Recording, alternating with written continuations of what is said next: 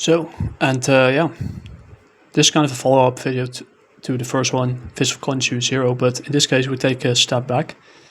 So welcome back to another video, and today we're going to review Marvel Comics Special Edition, Mark Spector, Moon Knight, side by side with Shang, Master of Kung Fu.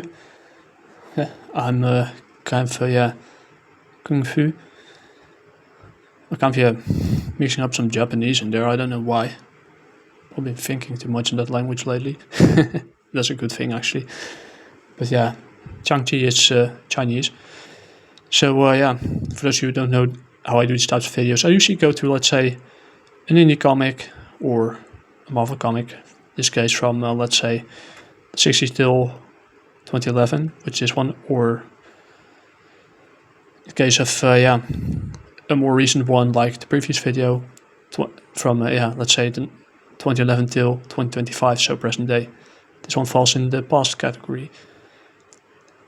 And how I do these 5 videos, pretty simple. Go to who the team is, writing, art, etc. Give a quick synopsis of the story itself. And yeah, we do in the case of full-on review, do a quick breakdown. But yeah, in this case, I don't really have time for super long videos lately. So if there are some things that yeah, you want to see addressed or not, let me know.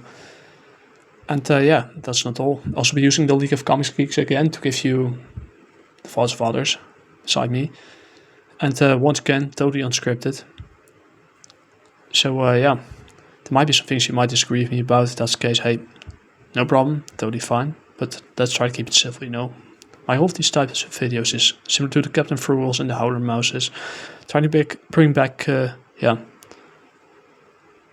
the more old school times, the simpler times, where you could just discuss whether a comic is good or not, which character could be who, if there's a good bouncing writing and art, if there's a good synergy between the characters. That's the discussion that I want to have.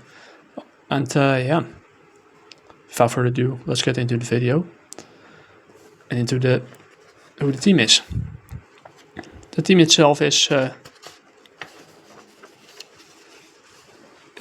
let's say Doc Moenza, I think he is the writer. I'm probably butchered the name. Art Nichols. Funny that his name's Art. The penciler. I love that little detail. Chris Ivey, inker, and John Constanza is the letterer, and Mike Thomas is the colorist, and Joey Cavalieri is the editor. What's all about? Yeah, basically what's all about. Moon Knight, aka Mark Spector, and Shang-Chi, after Shang-Chi for some reason breaks into his house, have to ask for Mark Spector's help or Moon Knight's help to save some rescue some people from an evil cult on an island in the South China Sea. And so they have to work together to fight through hordes of enemies to save the hostages who were being indoctrinated by some kind of cult. And yeah, you see how they interact with each other, and how their different views on, let's say, not only combat, but the way they operate, how they have to put it aside and work together and collaborate. Use both brains and wits to save the hostages. So yeah, and after that, yeah, new friendships are born. And yeah, that's pretty much the synopsis for this story. Now we're going to straight into to the plus and the minus, I guess. Well, first of all, yeah, it's a good cover. It goes straight into the action. I like that a lot. It shows the contrast between an Egyptian god of warrior powered by the Egyptian god of the moon, and a master of kung fu. So 2 worlds colliding, basically. And yeah, see a little bit of an stuff from how the hell did I get into to work with this guy? Yeah, that's a good question. I love that there's personally I like this chemistry between them. It shows that they need to get used to each other and work together to fight a common threat. And shows how they're, despite the differences, they still manage to save the hostages and in the end save the day. And it's also some nice, you could call it some alternative covers and at the back. But I like the synergy between the two characters and how they work together. But unfortunately, the story itself kind of fell flat in the latter half when they had the villain that they eventually had to fight felt kind of fight through hordes of enemies. It kind of felt like a letdown. That it felt flat. So it's like a hurricane. Which is ironic. It starts good to like you could just call it a prequel till the true story begins in flashback, and they're on the island fighting hordes of enemies with the power of kung fu and the fist of Khonshu. Kung fu, the fist of Khonshu, and but it ends in a disaster. It's like a hurricane. No, that's kind of a letdown. I kind of expected more of the villain eventually. But overall, it is what it is. You can't always have, at least the team was good and and